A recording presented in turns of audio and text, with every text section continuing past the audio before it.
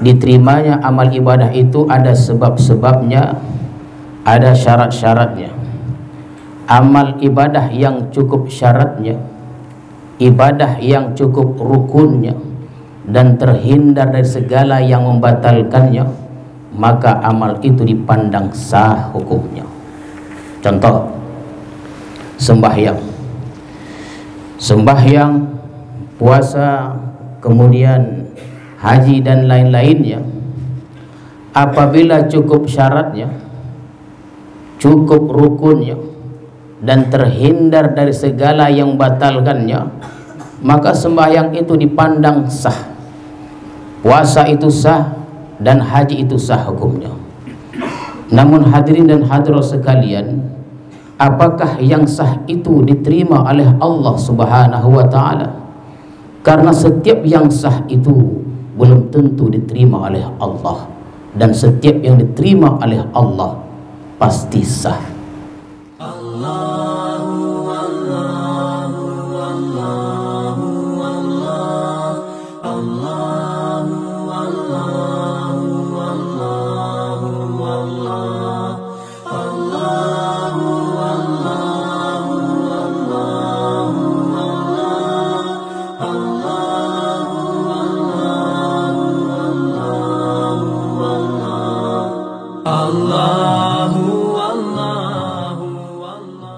Al-Fatihah.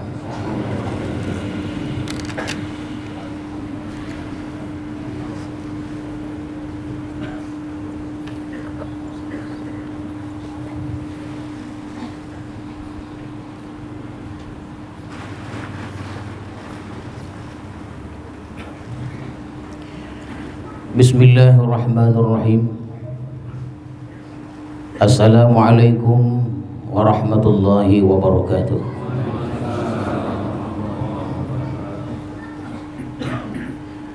Alhamdulillahilladzi hadana wa waffaqana lil a'mal fadlan minhu wa ihsanan 'alal ummal. Ashhadu an la ilaha illallah wahdahu la syarika lah dzul 'izzati wal jalal, wa ashhadu anna sayyidana Muhammadan abduhu wa rasuluhu al-munqidh min ad-dhalal. Allahumma salli wa sallim wa barik ala sayyidina Muhammadin sahibil bahjati wal jamal, wa ala alihi wa ashabihi wa dhurriyyatihi wa atba'ihi ila yaumi la yanfa'u fihi al-amwal. Amma ba'du. Tuan-tuan para khalifah, hadirin hadirat, serta para tetamu sekalian yang datang dari jauh maupun yang datang dari dekat, alhamdulillah kita ucapkan syukur kepada Allah Subhanahu wa ta'ala yang telah melimpahkan rahmat dan hidayahnya kepada kita semua, sehingga pada malam hari ini kita dapat melaksanakan salat maghrib berjamaah di madrasah ini. Salawat dan salam kita ucapkan dan kita sampaikan kepada Rasulullah sallallahu alaihi wasallam beserta keluarga, para sahabat dan para pengikut-pengikut beliau. Mudah-mudahan hadirin sekalian kita mendapat syafaat Rasulullah di hari kemudian nanti. Amin ya rabbal alamin.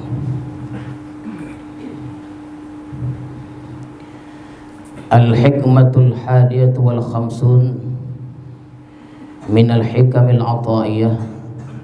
Qala al-imamul arif billah Ahmad ibnu Athaillah As-Sakandari rahimahullah wa nafa'ana bi'ulumi.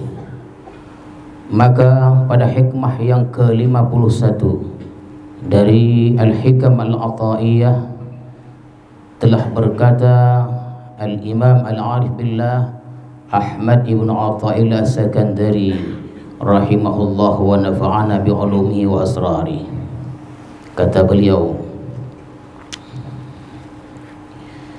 la amala arja lil qabul min amalin yaghibu anka syuhuduhu wa yahtakir indaka wujuduhu. Tidak ada amal ibadah yang lebih diharapkan untuk diterima oleh Allah Subhanahu wa taala daripada amal ibadah yang gaib dari engkau menyaksikannya, dan hina di sisi engkau adanya amal ibadah itu. Itulah hadirin dan hadirat sekalian, lebih kurang terjemahan hikmah yang ke-51 ini. Hikmah ini membicarakan tentang sebab diterimanya satu amal ibadah. Nah, jadi perbincangan kita pada hari ini sebab diterimanya amal ibadah kita oleh Allah Subhanahu wa taala. Karena diterimanya amal ibadah itu ada sebab-sebabnya, ada syarat-syaratnya. Amal ibadah yang cukup syaratnya, ibadah yang cukup rukunnya, dan terhindar dari segala yang membatalkannya, maka amal itu dipandang sah hukumnya. Contoh, sembahyang, puasa, kemudian haji dan lain-lainnya. Apabila cukup syaratnya, cukup rukunnya, dan terhindar dari segala yang membatalkannya, maka sembahyang itu dipandang sah, puasa itu sah, dan haji itu sah hukumnya. Namun hadirin dan hadirat sekalian, apakah yang sah itu diterima oleh Allah Subhanahu wa taala? Karena setiap yang sah itu belum tentu diterima oleh Allah, dan setiap yang diterima oleh Allah pasti sah. Oleh karena itu, untuk diterimanya amal ibadah yang kita lakukan kepada Allah Subhanahu wa taala, dia memerlukan syarat. Dia ada sebab-sebabnya. Maka hadirin dan hadirat sekalian, syarat yang paling diharapkan untuk diterima Allah Subhanahu wa taala ibadah kita itu ada dua. Tak banyak, ada dua aja dia. Yang pertama, amal ibadah yang kita saksikan pada amal ibadah itu taufik Allah, pertolongan Allah, rahmat Allah. Itu yang pertama. Artinya, apabila kita melakukan satu ibadah, pandanglah bahwa ibadah yang kita kojokan itu merupakan pertolongan Allah. Pandanglah bahwa itu rahmat Allah atau anugerah Allah. Jangan sekali-kali kita semandang bahwa kita bisa sembahyang itu karena akunya, yang kita tonjolkan diri kita sendiri. Hadirin dan hadirat sekalian, kalau kita memandang setiap kali kita ibadah yang kita pandang itu aku bisa sembahyang karena rahmat Allah, begini caranya, insya Allah ini merupakan satu harapan kuat ibadah kita diterima Allah Subhanahu wa taala. Ya. Yang kedua, ibadah yang kita lakukan itu tidak kita jadikan sesuatu yang menghasilkan. Saya ulang, ibadah yang kita lakukan itu tidak kita jadikan sesuatu yang menghasilkan, baik derajat, keluasan rezeki, baik surga ataupun lainnya. Contoh, setelah aku mengamalkan ini mudah rezekiku. Ini namanya bergantung kepada amal, dan kita tidak boleh bergantung kepada amal. Apabila kita memandang hal demikian, hadirin sekalian, ini salah satu sebab dicegahnya amal kita diterima oleh Allah Subhanahu wa taala. Jadi belajarlah kita, hati-hatilah kita, janganlah kita bergantung kepada amal ibadah kita.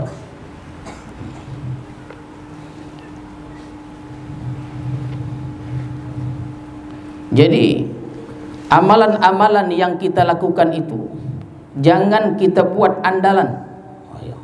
Kita andalkan dia sembahyang tadi, kita andalkan dia puasa kita tadi, haji dan lain-lainnya. Sebabnya apa? Sebab satu amalan yang kita lakukan itu banyak rusaknya. Jangan kita menganggarkan, kata orang bersilam. Ya. Jangan kita menganggarkan ibadah-ibadah kita. Kalau dihitung ibadah kita, masuk surga atau terhindar dari neraka itu bukan karena ibadah kita, karena ibadah kita banyak rusaknya. Banyak rusaknya ibadah kita. Yang kita pegang adalah rahmat Allah yang Allah berikan kepada kita. Adakah tadi kita merasa sembahyang maghrib tadi penuh konsentrasi kita, hadirnya hati kepada Allah Subhanahu wa taala? Payah. Tak usah itu, usah ibadah kita. Asal sembahyang teringat hal ihwal dunia, kan rusak ibadah kita itu. Jadi tidak boleh kita anggarkan ibadah kita.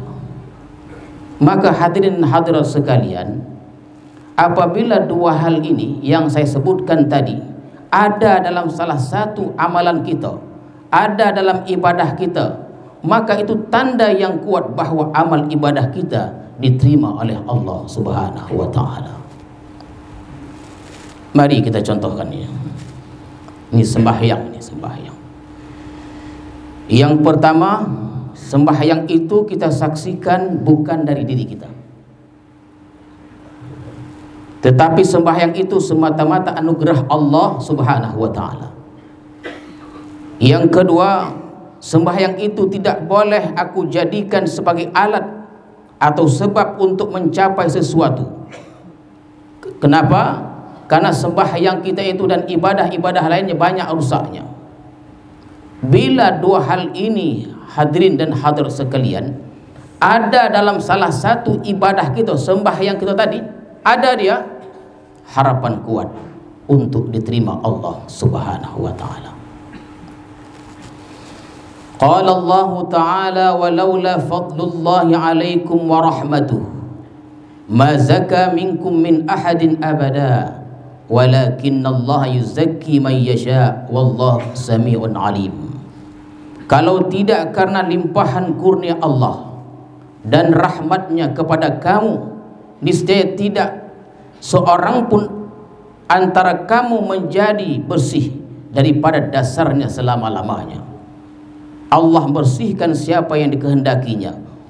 Walakinnallah yuzakki man yasha. Allah bersihkan siapa yang dikehendakinya dan Allah Maha mendengar lagi Maha mengetahui. Jadi seandainya tidak ada anugerah, seandainya tidak ada rahmat Allah Subhanahu wa taala, kita tak akan bisa sembahyang. Sekarang kenapa kita boleh menuntut ilmu ni?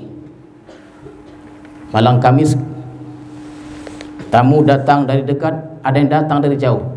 Kenapa kita boleh berkumpul pada malam hari ini? Kenapa kita boleh menuntut ilmu bersama-sama di madrasah Syekh Abdul Barakan ini?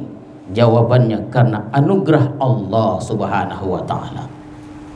Oh, karena aku kuat, karena aku sehat. Ingatlah, kuat dan sehat juga merupakan pemberian Allah. Segala sesuatunya pemberian Allah. Jadi kita pandang kita bisa menuntut ilmu karena anugerah Allah Subhanahu wa taala. Hadirin dan hadirat sekalian, kemudian ibadah ini janganlah kita besar-besarkan.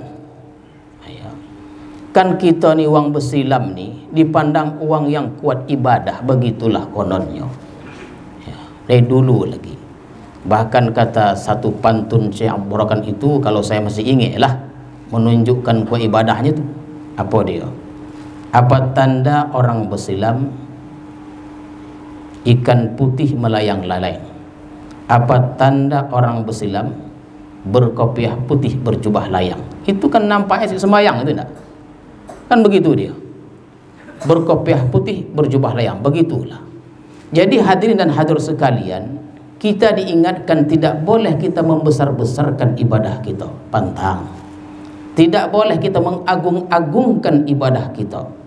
Apalagi dibuat satu andalan atau satu pegangan, kita sandarkan dia. Karena kita tahu yakin bahwa ibadah kita itu banyak usahanya. Ya, tak boleh kita anggarkan dia. Itulah bahasa itu anggar ya. Dan ibadah itu kullama sughirat kaburat. Ibadah apabila kita kecilkan, kita hinakan, dia menjadi besar. Allah paling goma menengok hambanya yang merasa lemah dirinya, merasa ibadah tidak diterima. Allah paling goma.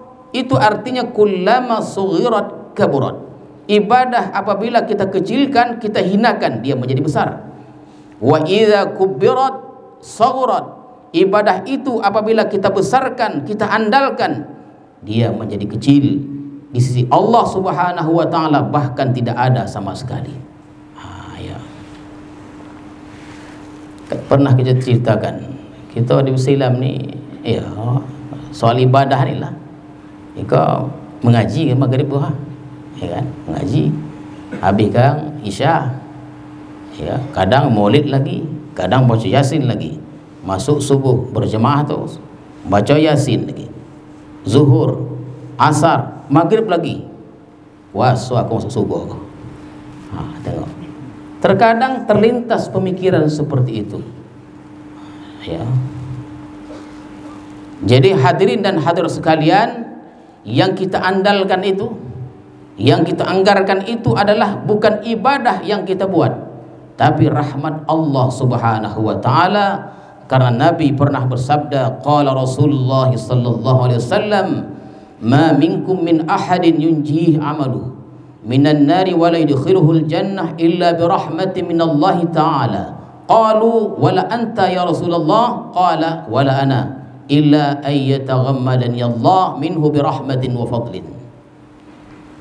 Tiada seorang pun di antara kamu yang diselamatkan oleh amalnya di akhirat, tak ada, dari api neraka,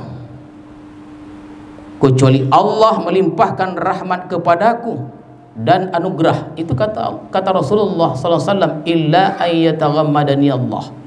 Jadi bukan aku juga, semua kita boleh ibadah karena rahmat Allah Subhanahu wa taala. Namun demikian hadirin dan hadirat sekalian, janganlah kita salah paham. Kalau begitu tak perlu sembahyang. Ini bahaya dia. Kerana goma dia ngomong gitu, dia disalah artikan ya. Itu sedekah ni. Ya.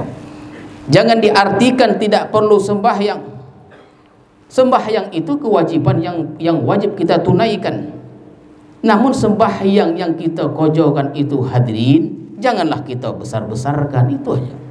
Jangan kita pandang karena kemampuan diri kita, tapi kita pandang anugerah Allah Subhanahu wa taala. Ya, ini supaya kita tidak beriktikad bahwa karena sembahyang itulah kita masuk surga, dan karena sembahyang kita itulah diselamatkan dari neraka. Tidak. Kita masuk surga, diselamatkan dari neraka semata-mata karena rahmat Allah, tak lain. Itu dia. Sembahyang tugas kita, puasa itu kewajiban kita, tapi masuknya kita ke dalam surga semata-mata rahmat Allah. Jadi hadirin sekalian, apabila ada orang beribadah, sembahyang, dan dia memandang bahwa sembahyangnya itu karena dirinya sendiri, fahuwa mu'jibun bi amalihi. Ya, fahuwa mu'jibun bi amalihi. Ujub dengan amalnya. Inilah yang paling kita takutkan. Penyakit ujub inilah yang paling kita takutkan. Teringatlah kita seorang tokoh yang sangat tersohor dalam dunia tasawuf ni, namanya Abu Yazid Al-Bustami. Beliau ini kebiasaannya di waktu malam berjalan di pemakaman. Ya, suatu malam beliau ini mendengar musik. Waktu berjalan ada seorang pemuda bangsawan bermain musik, dipetiknya kecapinya itu, semacam gitar lah begitu. Ketika lalu berkatalah Abu Yazid Al-Bustami ini, apa kata beliau? La haula wa la quwata illa billahil azim. Menunjukkan kosalnya itu. Diucapkannya la haula wa la quwata illa billahil azim.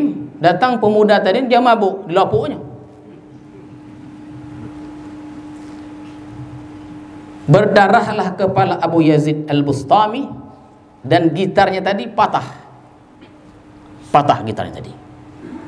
Kemudian oleh Abu Yazid Al-Bustami diutusnya sahabatnya, dilipeknya kain, dalam kain itu ada uang dirham dengan hulwa atau manisan. Ditulisnya, disuruhnya sahabatnya untuk menghantar kepada pemuda tadi. Hantarkan ini, dalam tulisan itu aku minta maaf kepadamu. Inilah ku kirim kepadamu uang dirham untuk mengganti gitarmu yang patah tuh.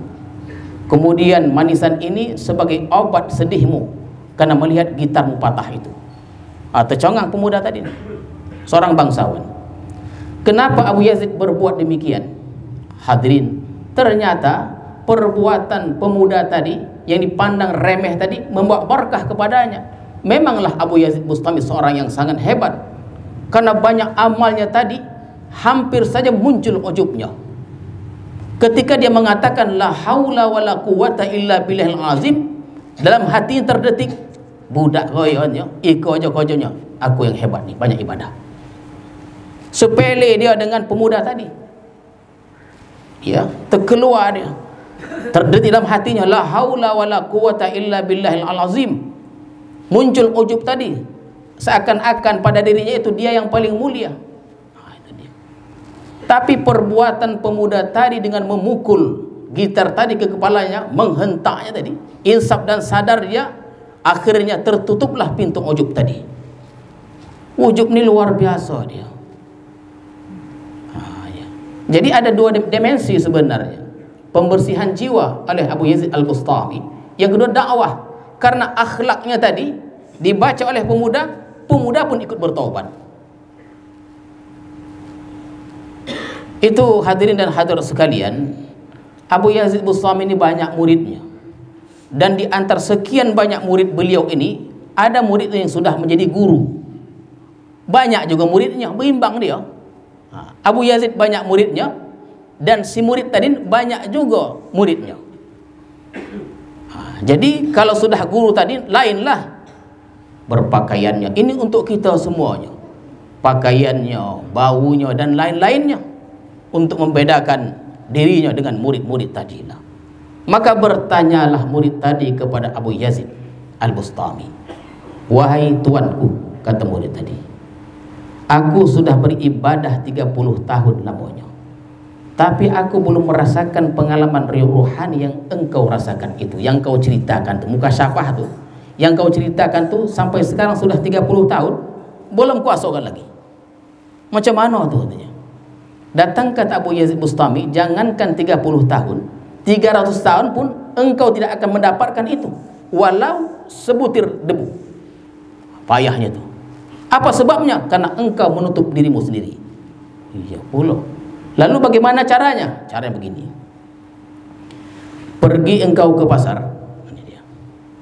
engkau gantungkan, ya, kantong-kantong yang berisi kacang. Kata Abu Yazid, bersih kantong-kantong banyak ini, bersih kacang, gantungkan di lehermu. Pergi engkau ke pasar, bila engkau berjumpa budak-budak nanti, katakan padanya, siapa yang menampak aku sekali, ku kasih kacang. Kan? Gila tak? Ika permainan sufi lain dia. Dia kacang, kantong-kantong kacang Arab namanya kan. Abu Yazid Bustami ini orang Parsia, Iran. Digantung kacang, pergi ke pasar. Nanti panggil budak, tolong tampar aku. Nanti kalau kau tampar, engkau tampar aku nanti, ku kasih satu kacang ni, apa namanya, bungkus tadi. Oh, ndaklah budak tu. Mendau. Setelah itu engkau pergi ke murid-muridmu. Dia. Si guru yang biasa dimuliakan, diagungkan oleh murid-muridnya, disuruh Abu Yazid Bustami yang guru juga, pergi engkau ke murid-muridmu, seperti itu juga, buatlah seperti itu. Apa kata murid tadi? Murid Abu Yazid, subhanallah, masya Allah, la ilaha illallah. Kan? Inilah dia buktinya. Macam mana engkau tidak akan boleh sampai ke tahap itu? Kenapa? Perkataan subhanallah, maha suci Allah, la ilaha illallah, itu bukan engkau menunjukkan mengesahkan mengagung Allah, engkau menonjolkan keegoanmu. Subhanallah, seakan-akan memuji Allah padahal tidak, menunjukkan kesombongannya. Subhanallah, mana pantas aku begitu. Kan begitu dia. Tak pantas aku begitu. Jadi kita ni sebetulnya wang suluk kita ni dilatih juga untuk menghancurkan keegoan kita. Dilatih menghancurkan keegoan kita dan melahirkan sifat tawadhu kita kepada manusia. Itu dia. Itu kan iblis laknatullah, kan begitu dia. Beribu tahun dia beribadah kepada Allah Subhanahu wa taala. Ini minta satu aja. Kan iblis itu sudah merasa banyak ibadah dan merasa lebih alim dari malaikat-malaikat lainnya. Sekojab tunduk sujud kepada Nabi Adam pun tidak mau. Padahal waktu itu menentukan sekali, tidak mau dia. Biar aku masuk neraka. Jadi hadirin dan hadirat sekalian, fahuwa mu'jibun bi amalihi, ujub dengan amalnya. Ini ya. Dan ibadah ni, dalam ibadah ni mudah terbuka pintu-pintu ujub itu. Mudah. Jadi kalau kita melihat orang tidak beribadah, dipandang dari syariatnya, boleh kita marah. Kita pandang saudara kita tak sembahyang dia, marah kita. Betul. Itu dipandang dari segi syariat. Kenapa? Karena ikhtiar dia tidak sembahyang itu salah, marah kita. Tapi dipandang dari segi hakikat, jangan marah sampai ke hati. Ya. Jadi aku, ini aku. Tadi kita sebutkan bahwa sembahyang itu jangan kita tonjolkan akunya itu karena diriku. Tapi kita mesti ingat, bukan kita tidak boleh mengatakan aku. Tidak juga begitu. Aku atau kami. Ya. Tidak salah kita mengatakan aku, tidak salah kita mengatakan kami. Dan itu disuruh. Itu pula dia. Jangan salah faham. Bahkan mengatakan aku, kami itu disuruh.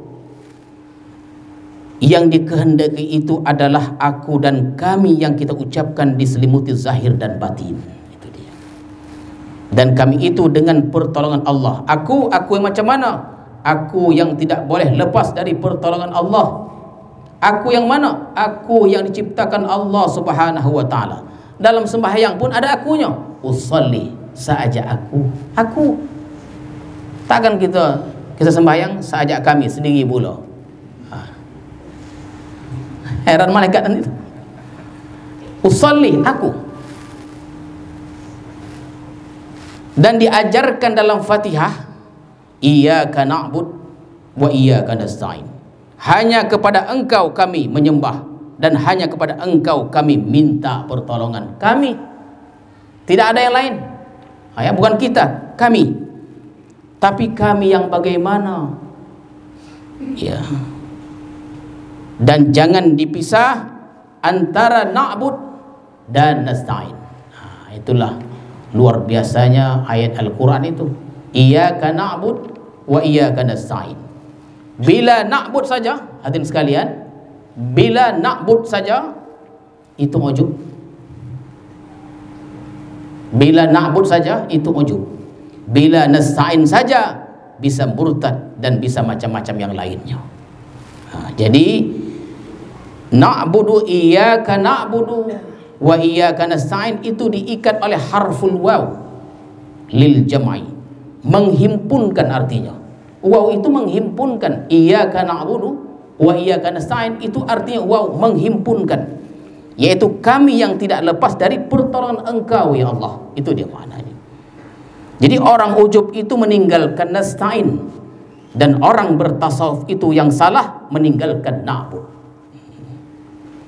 Jadi hadirin dan hadirat sekalian, Al-Fatihah mengajarkan kita iyyaka na'budu wa iyyaka nasta'in. Jadi waw itu dia namanya litartib. Ya. Waw itu litartib. Dia tidak tersusun. Dia bukan tersusun, tapi lil jam'i, yaitu menghimpun dia tuh. Waw itu menghimpun. Jadi bukan satu persatu. Iyyaka na'bud fa iyyaka nasta'in. Salah. Atau iyyaka na'bud summa iyyaka nasta'in. Salah juga. Yang betul iyyaka na'bud wa iyyaka nasta'in. Litartib dia. Wawul jama'. Jadi artinya kita mesti beraku juga. Ada akunya itu. Bukan tidak boleh aku, boleh. Oh ini kalau aku sembahyang ni tak boleh kata Tuhan tu aku. Bukan begitu. Kita pun mesti beraku juga. Pulpen siapa itu? Apa nak kita jawab kalau itu pulpen kita? Aku lah nak. Pulpen siapa itu? Aku. Ya. Siapa yang bersedekah? Ditanya. Aku. Dia. Tapi aku yang bagaimana? Aku yang maksud di sini adalah aku yang diciptakan oleh Allah Subhanahu wa taala. Aku yang tidak boleh terlepas dari pertolongan Allah Subhanahu wa taala. Man 'amila 'amalan wa lam yashhad anna Allah waffaqah lidzalika al-'amal bal min nafsi fa huwa mu'jibun bi 'amali. Orang yang beramal satu amalan tapi dia tidak melihat bahwa amal itu taufik Allah Subhanahu wa taala, bahkan dari dirinya sendiri, disebut al-ujub. Dan ujub itu minal muhlikat. Ya, hadirin hadirat sekalian, al-ujubu minal muhlikat.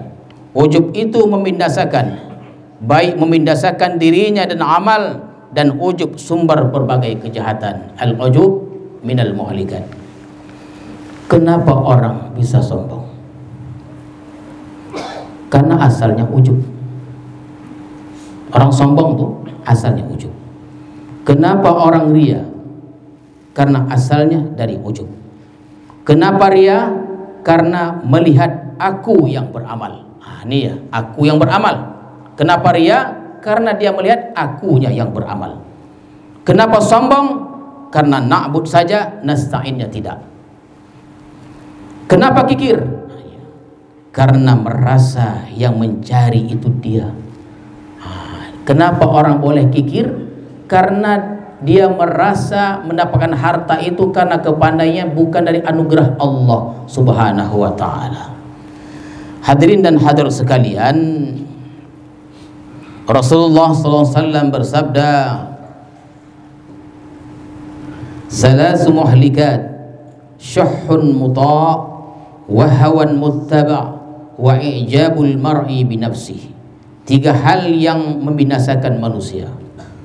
Yang pertama, sifat kikir yang ditaati. Ya, syuhun muta', kikir yang ditaati. Jadi sifat kikir ini sebenarnya tidak membahayakan dia. Tak membahayakan kikir kan. Yang membahayakan itu karena ditaati. Ya. Dia tidak membahayakan, tapi bila ditaati timbullah bahayanya. Kikir dalam hati tak apa dah. Kikir dalam hati tak apa. Kalau ditaati dia, itu yang bahaya tu. Atau wahawan muttaba', hawa nafsu yang diikuti. Hawan tidak ada masalah, tak ada masalah dia. Ingin ini, ingin itu dalam hati tak apa dah. Tapi bila ditaati, itu yang bahaya tu. Tapi kebiasaan ditaati dia. Kemudian wa ijabul mar'i bi nafsihi, ujubnya seorang dengan dirinya. Qala Isa alaihissalam, berkata Nabi kita Isa alaihissalam, kam min sirajin qad atfa'athu ar-riyah wa kam min 'abidin qad afsadahu al-'ujub. Berapa banyak lampu yang dipadam oleh angin, berapa banyak orang yang ahli ibadah dirusak oleh ujubnya. Ya. Contoh hadirin dan hadirat sekalian, dulunya taat, kemudian rusak, dibantai oleh ujub. Ya. Adalah Qarun la'natullah. Berkata Musa, wahai Qarun, janganlah engkau kikir, tuntutlah akhirat dengan harta yang banyak itu. Qarun berkata, yang Allah sebutkan dalam surah Al-Qasas, qala innama utituhu ala ilmin indi Aku ada harta karena aku pandai. Itu dia kata Qarun. Jadi Qarun merasa dia punya harta yang berlimpah ruah itu karena kepandainya, bukan karena anugerah Allah Subhanahu wa ta'ala. Padahal ilmu itu juga anugerah Allah. Kata Allah, fa khasafnah bihi wa bidarihi al-ardha, maka kami tenggelamkan, kami benamkan Qarun beserta rumahnya ke dalam bumi. Jadi ujub itu bukan saja amal, harta pun dibinasakan Allah Subhanahu wa ta'ala. Itulah yang perlu kita latih tadi. Jadi al-ujubu minal muhlikat, ujub itu membinasakan. Hadirin dan hadirat sekalian, wa man amila amalan wa'tamada alaihi fahuwa mudhillun ala Allah bi'amalihi la yurfa' ila Allah ta'ala. Orang yang beramal satu amalan kemudian dia berpegang atas amalan itu, ini yang bahaya nih.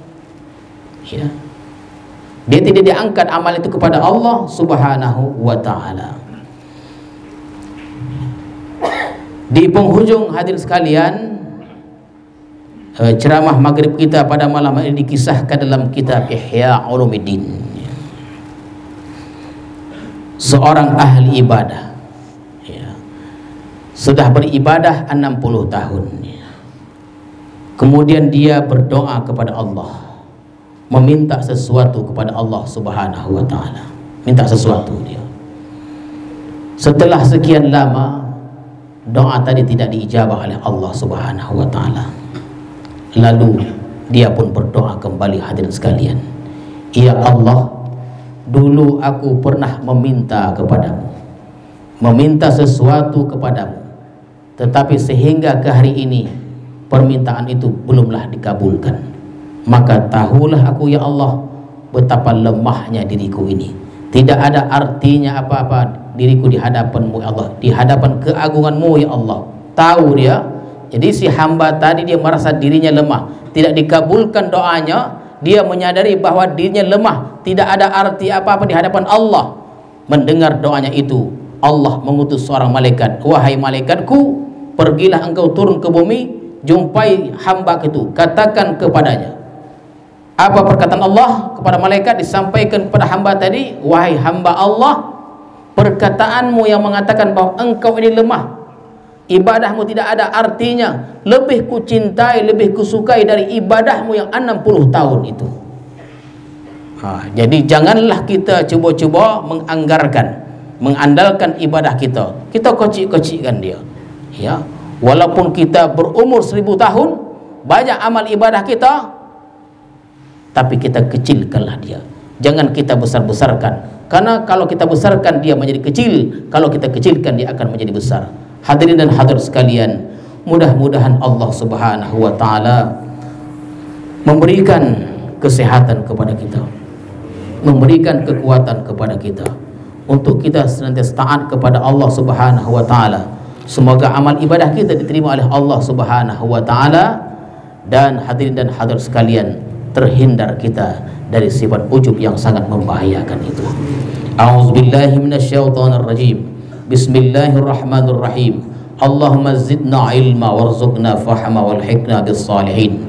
Allahumma ij'al jam'ana hadza jam'an marhuma wa tafarruqana min ba'dihi tafarruqan ma'suma. Wa sallallahu ala sayyidina Muhammadin wa ala alihi wa sahbihi ajma'in. Subhana rabbika rabbil izzati amma yasifun wa salamun alal mursalin walhamdulillahi rabbil alamin. Assalamualaikum warahmatullahi wabarakatuh.